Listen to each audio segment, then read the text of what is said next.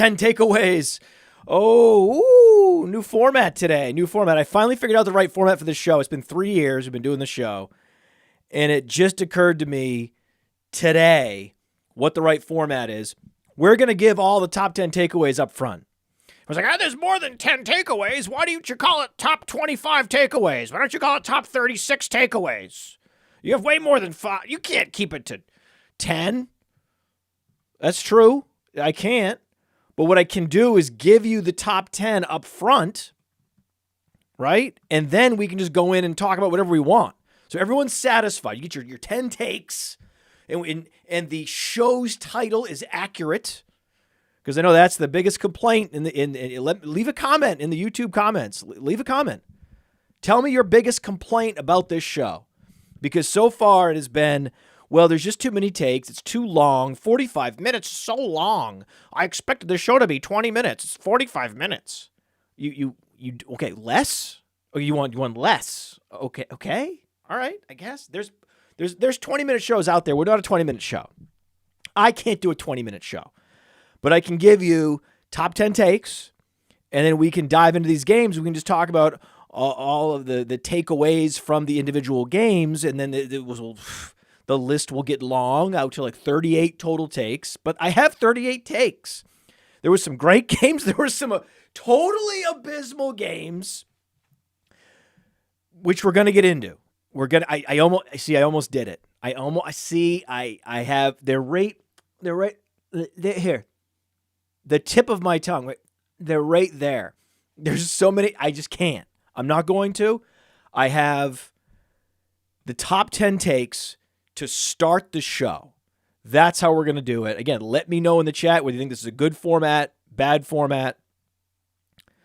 Okay? This is what we're going to, let me know. Let me know. People are asking in the chat. Okay, I listened to the chat. In the live chat, people are saying we need more props. Okay? You want more props? You think you want a new prop? How about a prop no one's ever seen? How about a brand new prop for today? Thank you to JB in the live chat on YouTube.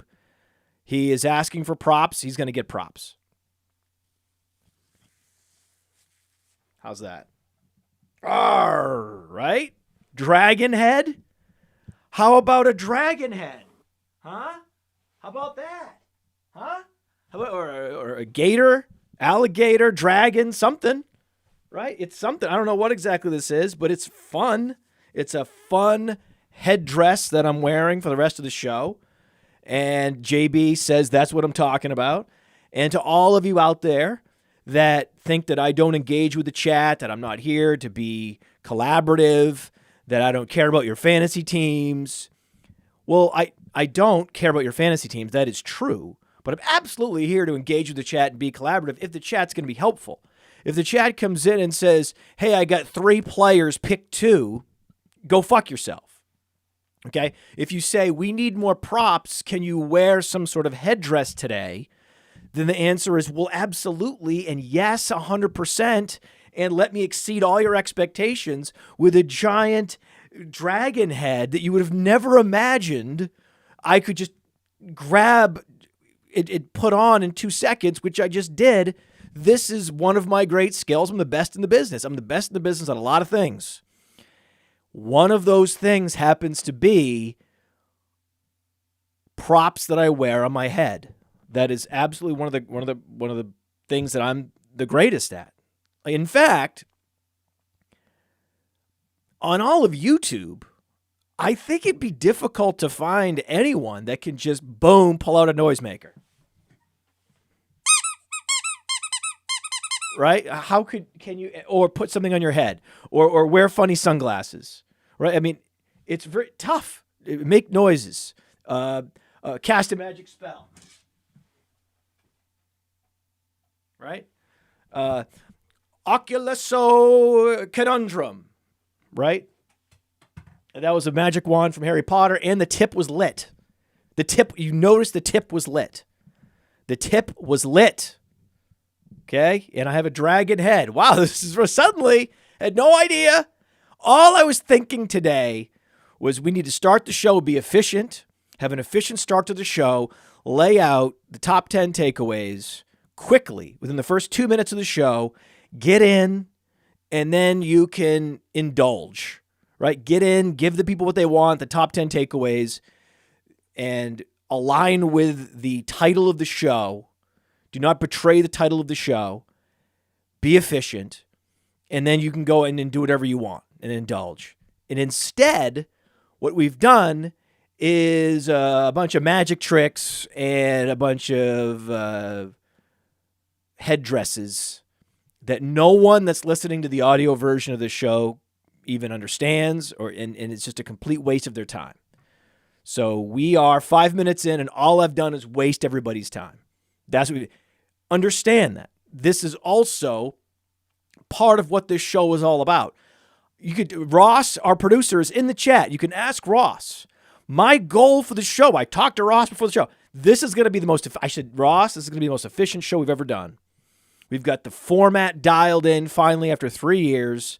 We're going to go rat-a-tat-tat. We're going to give the people rapid fire to start the show. Imagine rapid fire to start a show. That's never been, we're innovating.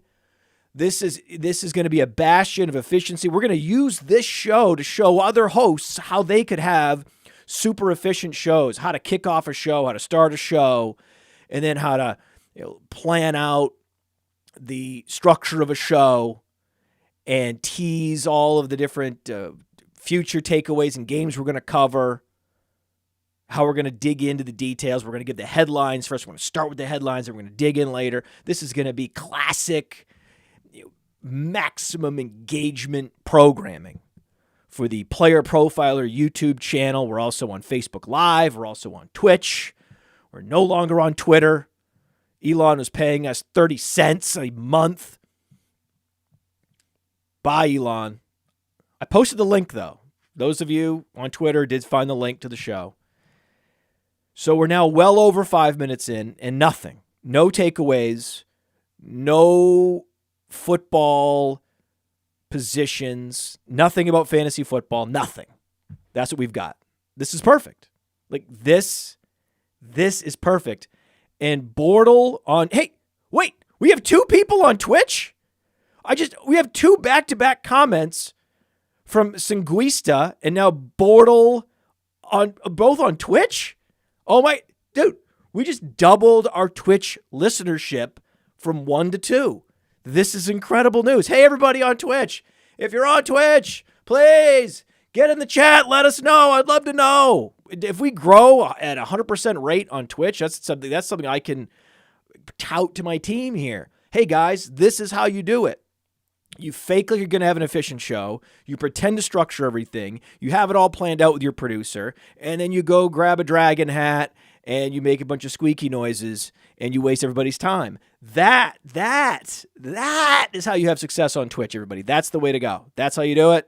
I'm going to have a whole meeting about it. I'm going to put a meeting in the calendar with 3 reminders for everybody. This is how you do it. This is how you do a show. Now we're actually going to do it. We are going to get, this is it. The top 10 takeaways, you've sat through all of that. Your reward is takeaway number 10. Never forget that Alvin Kamara and Rachaad White had 7th round ADPs. I went back and looked up at the FFPC, which is a running back premium site, right? NFFC, Underdog especially. These are wide receiver centric platforms. FFPC, more balanced. Running backs go earlier. Alvin Kamara, 7th round. Rachaad White was going even earlier, actually. But again, it points throughout August, mid-August, 7th round. You could get Rachaad White. End of August, Alvin Kamara. And 0 RB has been vindicated beyond a shadow of a doubt. If 2 of the top running backs in Week 13 and for the rest of the year were 7th round picks, bow down to 0 RB. Even Zach Charbonnet, the last handcuff we cared a dick about because he's not very good, and now he's still doing what he's doing what Zach Charbonnet does, which is the bare minimum. But if you give a running back workhorse touches and he gives you the bare minimum efficiency, it's going to be 15 to 20 fantasy points every week. Takeaway number 9. Nico Collins is going to win fantasy gamers millions of dollars. Millions. I almost said billions. Millions. Imagine me saying billions, but millions. Millions of dollars. And partly it's his skill. And the part of the equation that leads to all those fantasy points that is Nico Collins' skill set is about 5%. The rest of it is CJ Stroud and all the injuries around him. Takeaway number 8. The Saints need to give the team to Jameis Winston for the rest of the season, put Derek Carr on season-ending IR, and let the team finish in YOLO mode with Jameis Winston. Takeaway number 7. Chuba Hubbard was the greatest dynasty throw-in at the running back position this season. We insisted that you do it all season. Whatever trade you're doing, just make sure you're getting Chuba Hubbard in return as a throw-in. He doesn't have a lot of value to anybody, and yet so much hidden value there with Chuba Hubbard. And Reddit can eat it. Reddit criticized me that he's one of the top handcuffs. He's like, I love your list. Jerome Ford makes sense. Everything makes sense except Chuba Hubbard. Reddit is all kinds of wrong because that was the best handcuff on the list. Reddit. Deebo Samuel and Brock Purdy have huge penises. That's takeaway number 6. Should be higher, really, but that's it because the other takeaways are so good, right? Takeaway number 5. Sam Laporta is the Dynasty tight end 1 by the widest margin of all time. So we are going to be living in a world at the end of the season where Sam Laporta has close to double the Dynasty value of any other tight end. That's the world we're having. I mean, Dalton Kincaid's not going to let that happen, right? Dalton Kincaid's like, hold my beer.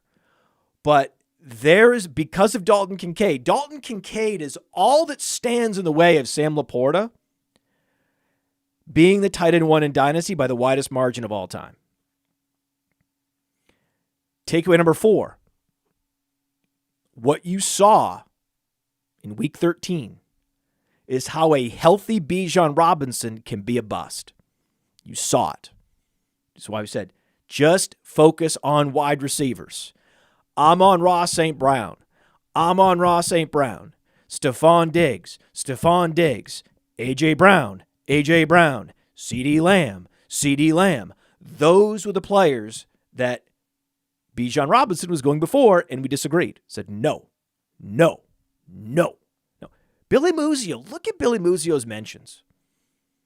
Where he said he wouldn't be drafting Bijan Robinson in the first round. He doesn't understand it. Maybe to get a little exposure, maybe the bare minimum, just to make sure he doesn't have no Bijan.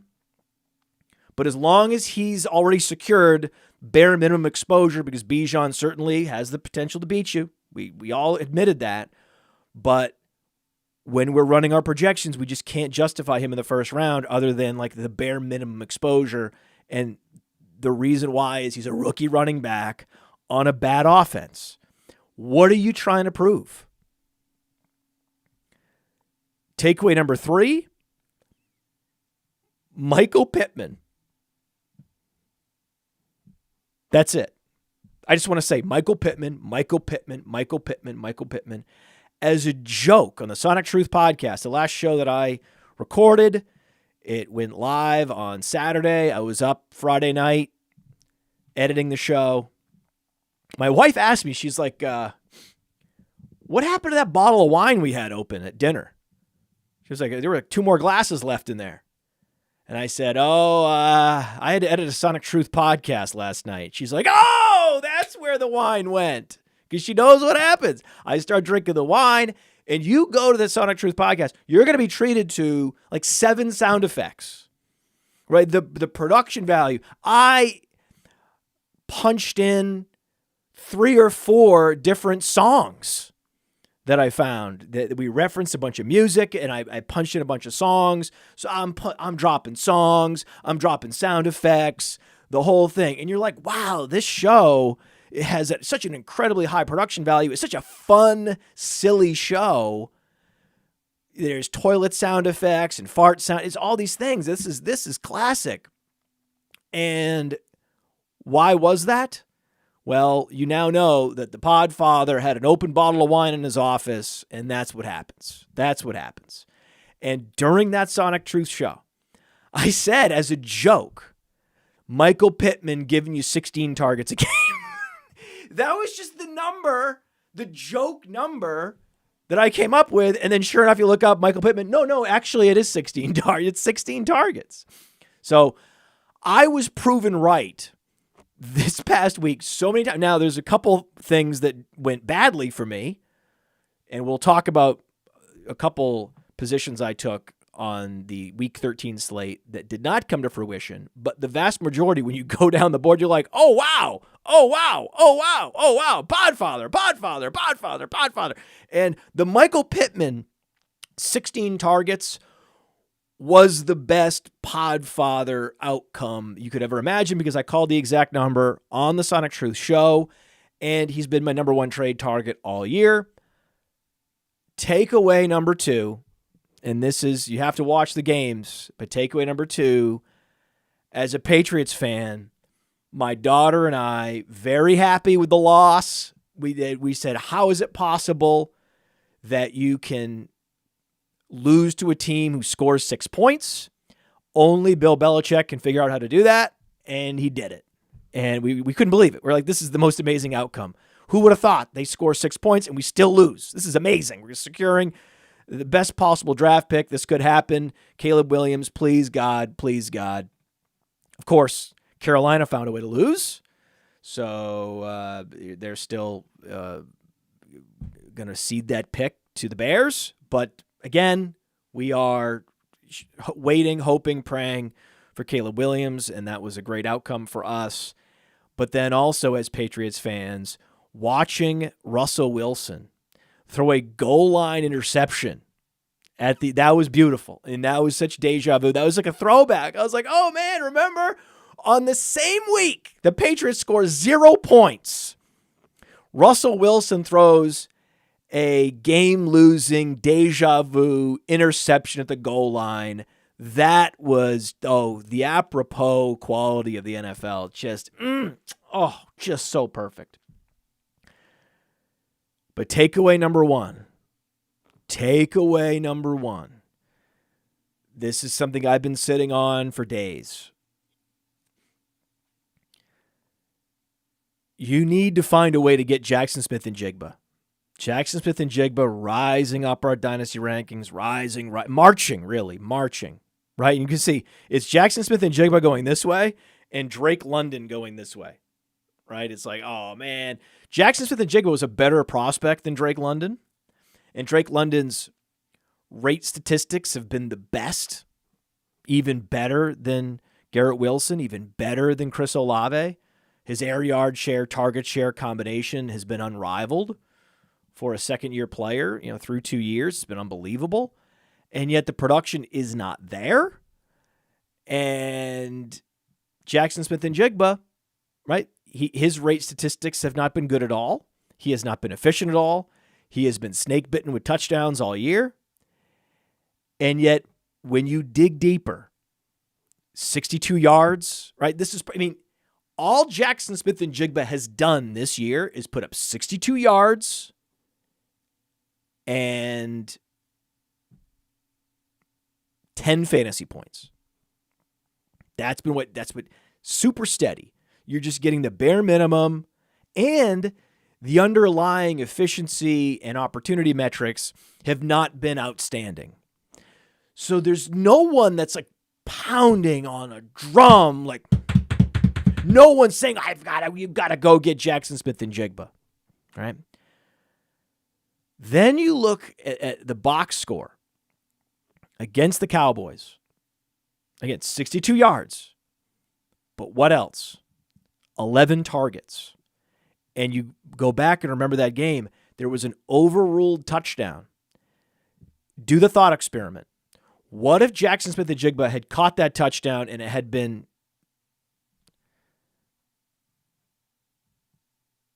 legitimate, that stood up, no TD, overruled?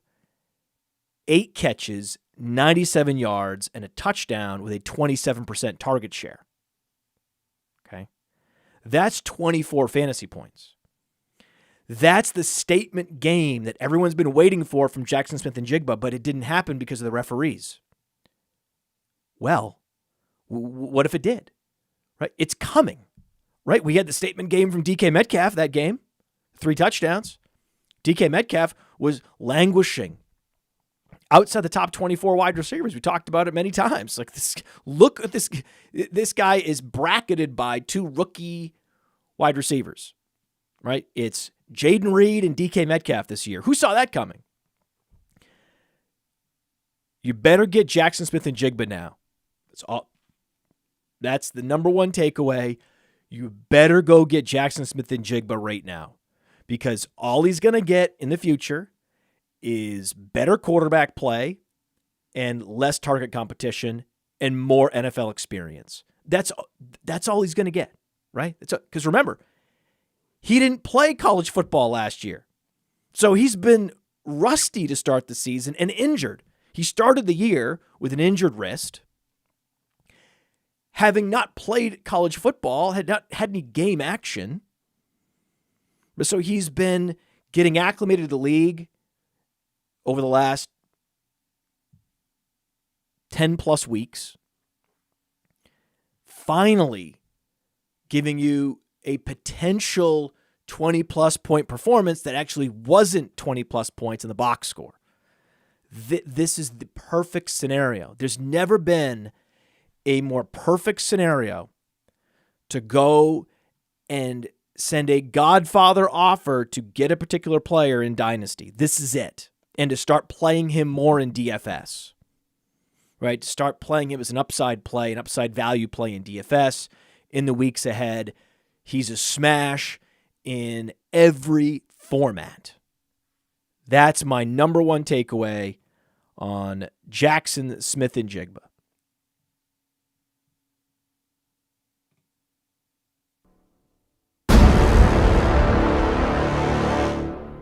And now, let's hear from Bettle.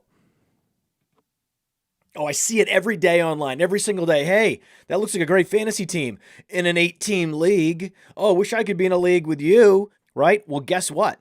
Now you can respond with, sure, let's play on Bettle. That's the beauty of this platform. This new Bettle platform standardizes all position scoring.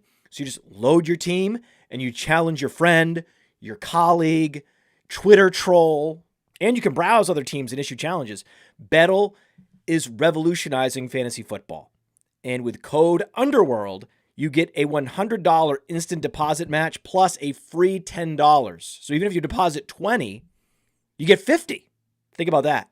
So go to Bettle.com. The code is UNDERWORLD. Bettle.com. The code is UNDERWORLD. Or click a link in the description. It's fun to be right.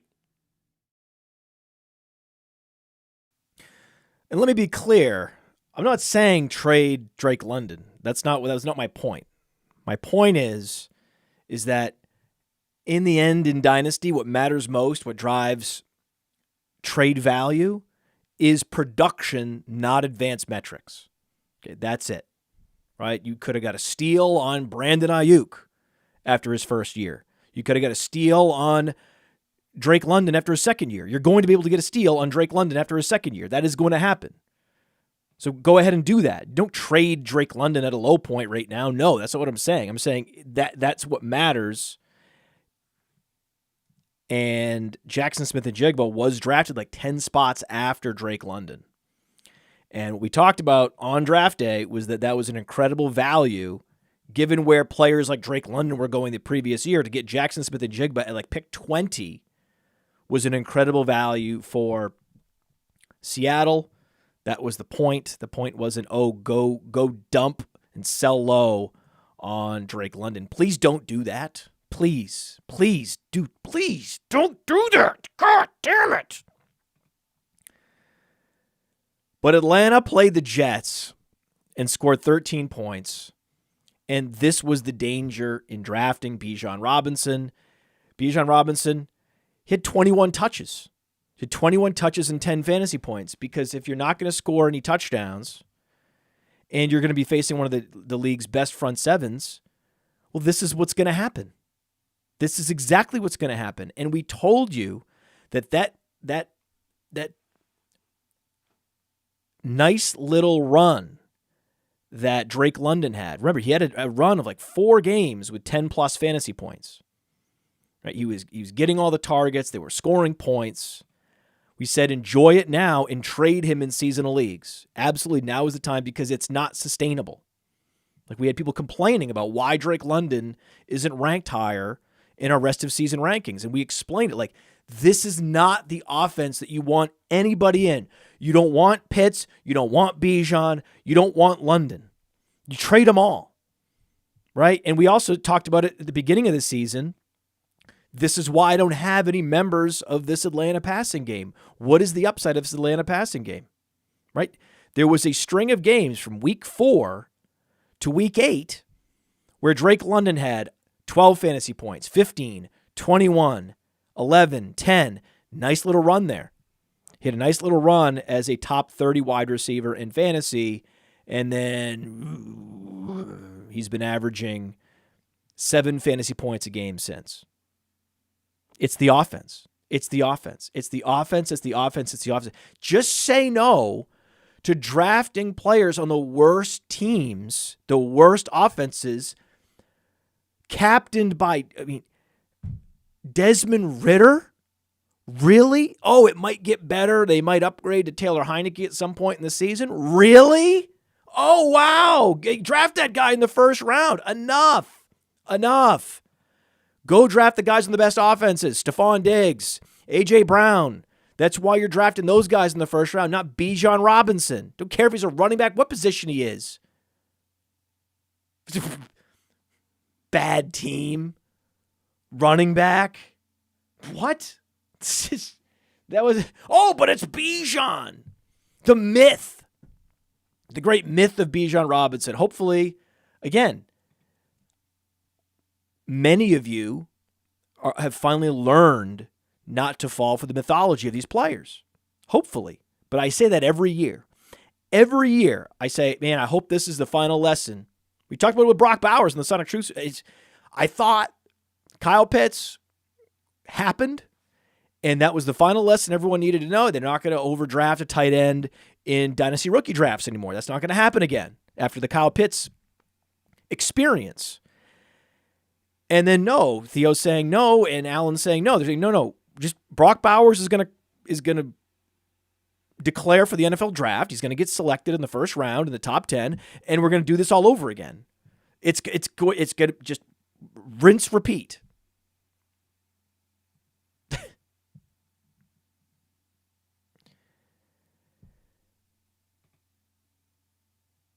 Kenny Pickett goes out, and yet George Pickens and Deontay Johnson still got to 12 fantasy points apiece because it's the Cardinals. But the problem is with Kenny Pickett out, there's no outcome. There's no ceiling outcome, especially for Pickens. So the danger in trading Pickens away last week was that you were going to miss out on a ceiling performance, then you could get more for him if you just let him play against the Cardinals. Unfortunately, that didn't work out, but he did maintain his value getting the 86 yards, so now you can feel free to trade him. If you want to trade him now, go ahead. James Conner with a throwback game, but this is what we're talking about, right? This is the front seven that you wanted to play James Conner against, and when James Conner has Kyler Murray, then there's the potential that they could go out to a big lead. They could get a 14-point lead. The Pittsburgh Steelers were the most fraudulent 7-4 team I've ever seen, and were totally exposed at home. They were a 6-point favorite. That line was a joke because they were by far and away the one NFL team that was walking through, it was dancing around raindrops all year. The team is a joke. It's been a joke all year. And the thing is, Steelers fans know it's a joke. Like, I've said the Steelers are a joke in previous years, and they have been, year over year, the luckiest team. Oh, my God, just great. The negative point differential with, like, a clear winning record. It's like, oh, how is this possible? Oh, Steelers, right? This is just what they do.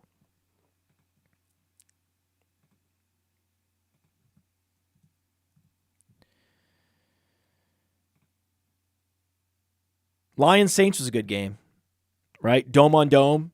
I love dome on dome.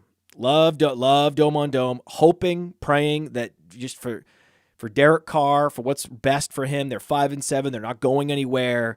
This is ostensibly your franchise quarterback. Give the reins to Jameis Winston. Let him do what he does. You love to see Taysom Hill leading the team in rushing, but Alvin Kamara said, hey, this is the guy that's going to absolutely smash. Look at the schedule. Well, this was the best game on the schedule, and he delivered, right? 8 targets and 2 touchdowns. I mean, this is how fantasy points are scored. And what's interesting is juxtaposing Alvin Kamara with Austin Eckler, because Austin Eckler, 1st-round pick, Alvin Kamara, 7th-round pick, and similar age, similar skill sets, right? They're both satellite back plus players. But you look up and Alvin Kamara looks like he's in his prime, and Austin Eckler is dust. Austin Eckler is going to be a dead zone running back next year, and he's going to be a complete stay away in fantasy football. That's where we are now with Austin Eckler.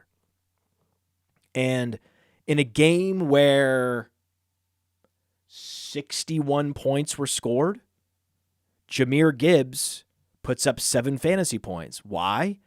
Because he's not the bell cow back. He's a rotational satellite back. Those players are very volatile. When they get the breakaway screen pass for a touchdown, they deliver. When that play does not manifest, they go under 10 fantasy points. That is the great danger in starting a running back who's not getting the lion's share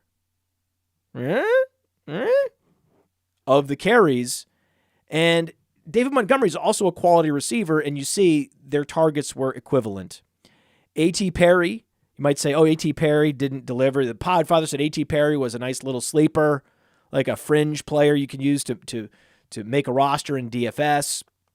Nice. I mean, a lot of people played A.T. Perry was a very popular value play, an upside value play in DFS, and for all the right reasons. It just didn't work out. But I just want to remind everybody that most of those upside value plays in DFS, those 3.5K salary wide receivers on DraftKings, they usually don't work out. The process was right. 61 points were scored. And technically, A.T. Perry was 3rd on the team in both targets and receiving yards. It's just that they decided to run the ball 33 times, okay, and lose, right? So think about this. They were down 21-0 after the first quarter, and they ran the ball close to 35 times.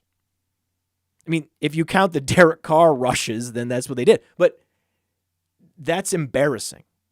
Like that's a joke, right? To run the ball that many times, 35 times, 35 rush attempts, down 21-0. You're trying to lose at that point. You're trying to lose. So why not just bench Derek Carr, put him on IR, and we'll see him next year? Doesn't make any sense. That was one of the craziest pass-to-run ratios, given the game situation, I've ever seen. You see, this is why we do this. This is why just the 10 takeaways isn't enough, because that takeaway came to me on the fly. That wasn't a planned takeaway. I'm not reading a script. The first 10 were scripted, and then there's other takes that come about. So just limiting me to 10 takes a week doesn't make any sense. Then you're starving the fantasy community. You're depriving everyone of amazing takes, like what I just said about the Saints play calling, and putting it in the context to understand just how bad it was. Yes, we know it was bad. How bad was it? Rachaad White, another game from Rachaad White with 4 yards per carry or more. Touchdowns and targets. Touchdowns and targets. Touchdowns and targets. Rachaad White and Alvin Kamara. Touchdowns and targets. touchdowns and targets, Rachaad White and Alvin Kamara. I mean, Rachaad White is like Alvin Kamara if Alvin Kamara got a greater share of the carries. And that's what we're seeing. This is how good he is. And Mike Evans, at 30 years old, another 29 fantasy points. He's the guy, right? What's interesting about finding the wide receivers that will carry your fantasy team, especially in best ball, like an underdog, but also in high stakes, typically the vast majority are going to go in the first couple rounds, right? Even Garrett Wilson, Chris Olave, even Javonte Smith. These were a lot of wide receivers in best ball going in the second round. And then that's without saying Jamar Chase, Stephon Diggs, CeeDee Lamb.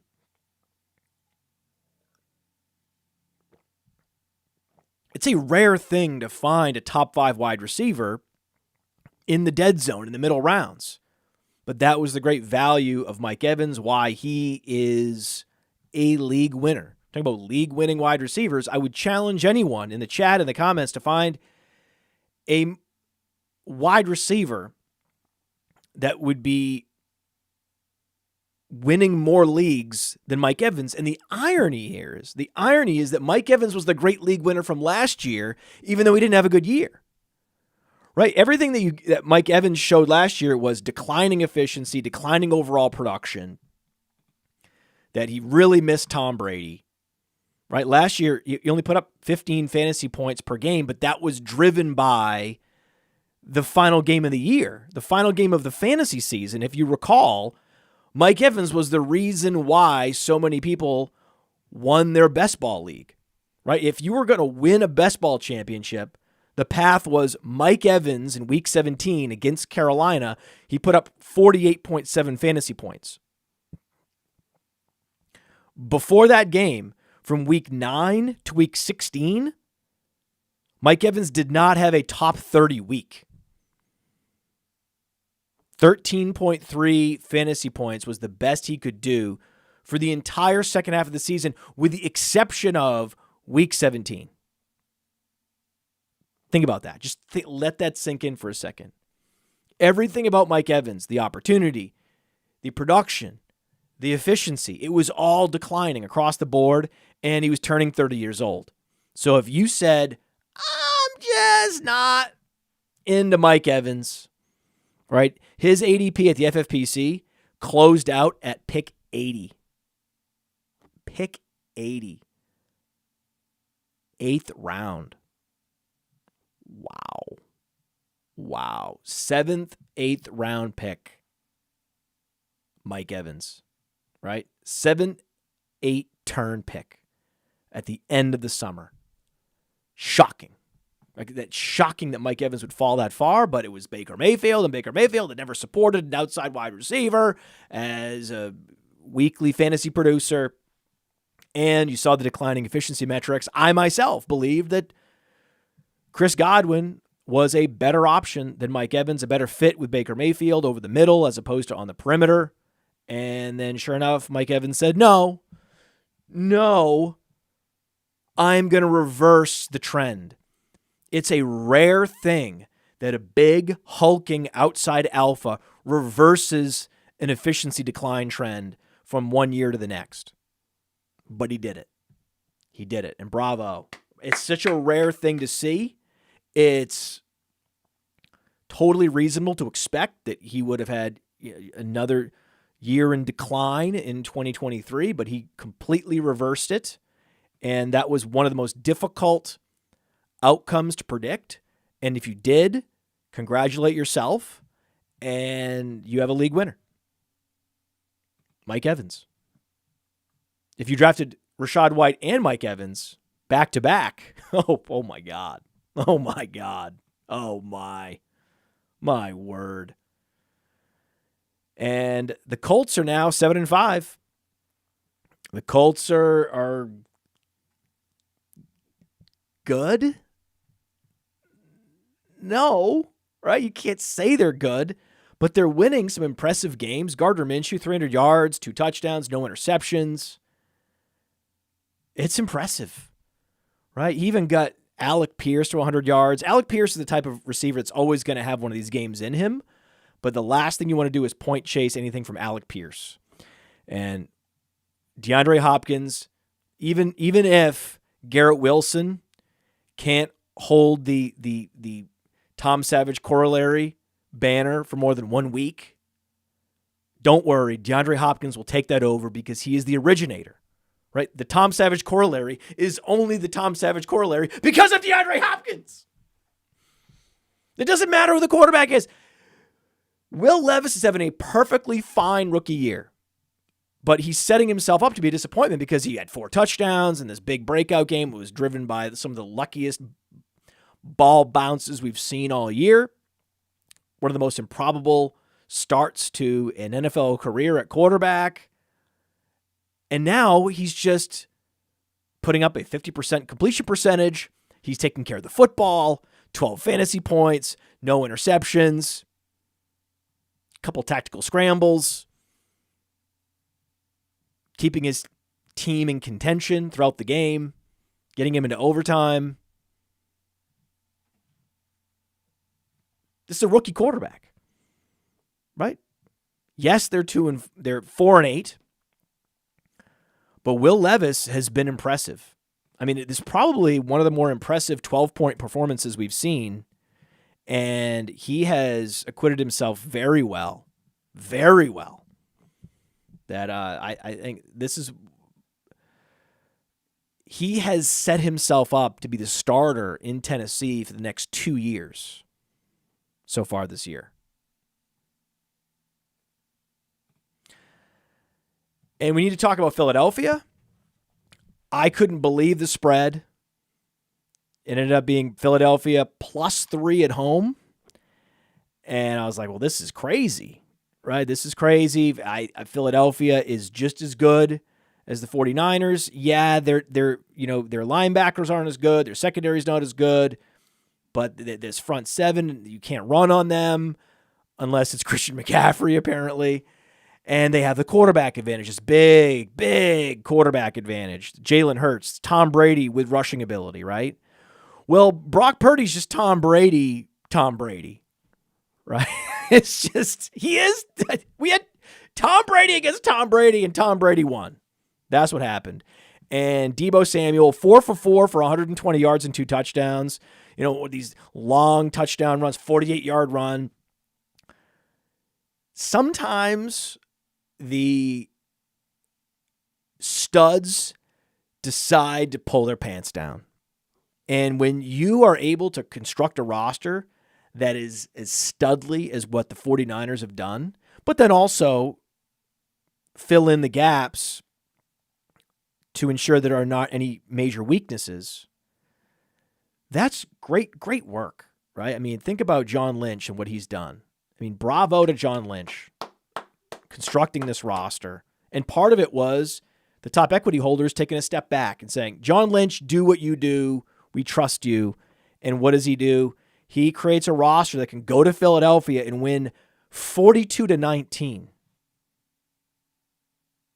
And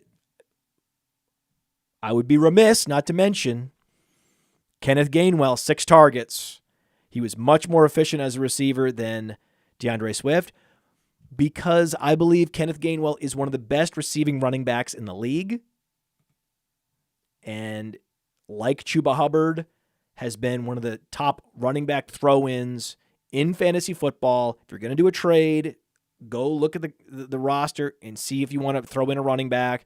Is there a Roschon Johnson? Is there a Kenneth Gainwell? Is there a Chuba Hubbard? Get those guys. So, no, I did not see that coming. So, bravo to 49ers fans and everyone that loves Deebo Samuel. I mean, if this was the game, like, oh, man, this is the one game the Christian McCaffrey might not get there. No, 22 fantasy points. Perfectly fine. He's good. He only had 4 targets. Yeah, but he 100 yards and a touchdown. Hello. He's always at what point do we put Christian McCaffrey historically above LaDainian Tomlinson as the best fantasy running back ever. Is it now? Is it? I mean, we're never going to put him ahead of Bo Jackson in terms of overall talent, but he's 28 years old. He's older than, is he older than Austin Eckler? Right? They're the same age. And Austin Eckler is dust. Similar skill sets. Austin Eckler, less worn tread on the tire early in his career. He wasn't a starter. Austin Eckler, 28 and a half years old. So I think Austin Eckler is a year older than McCaffrey. But Christian McCaffrey, I mean, yeah, he's 27 and a half. So Eckler exactly a year older. Is this potentially a warning sign? Because if you go to Eckler, you're like, oh, what did Eckler do last year? This is the 2022 Austin Eckler is the equivalent of 2023 Christian McCaffrey. Well, last year Eckler was the number one running back in fantasy, 22 fantasy points a game. This year, 14 fantasy points a game.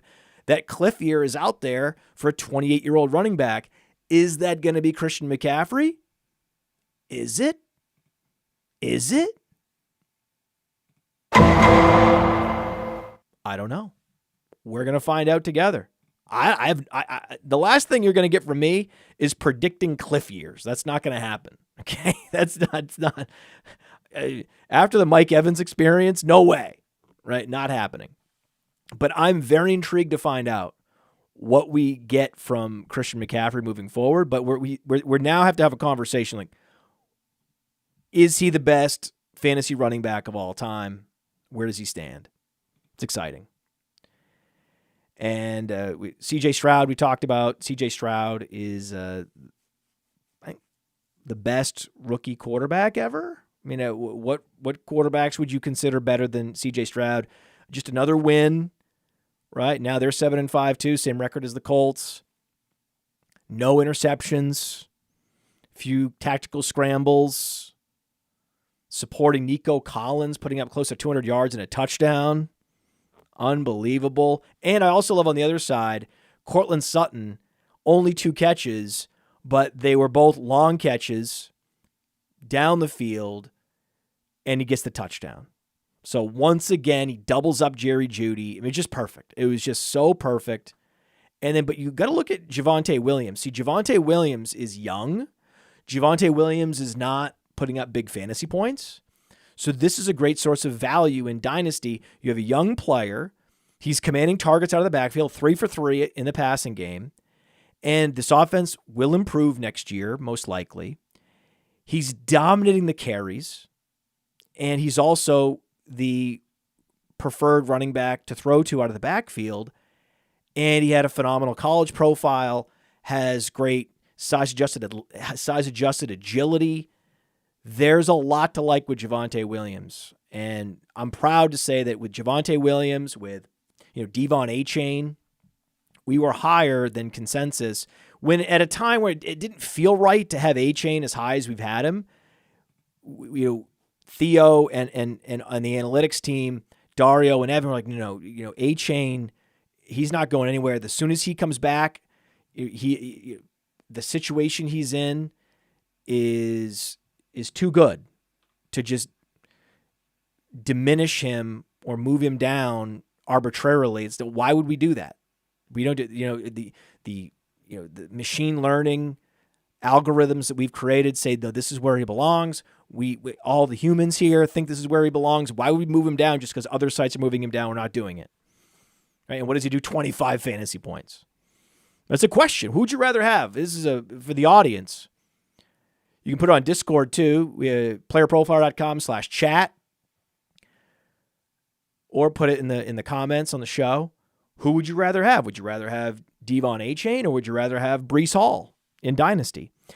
I would still rather have Breece Hall, even though he looked terrible, right? That's what I would.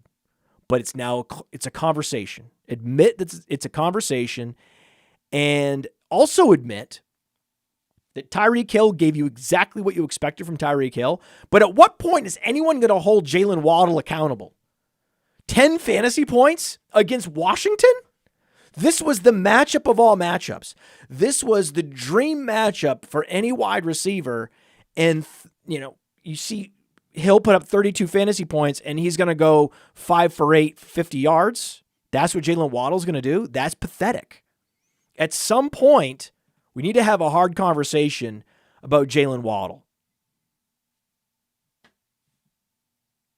And at some point, we're going to have a hard conversation about Patrick Mahomes.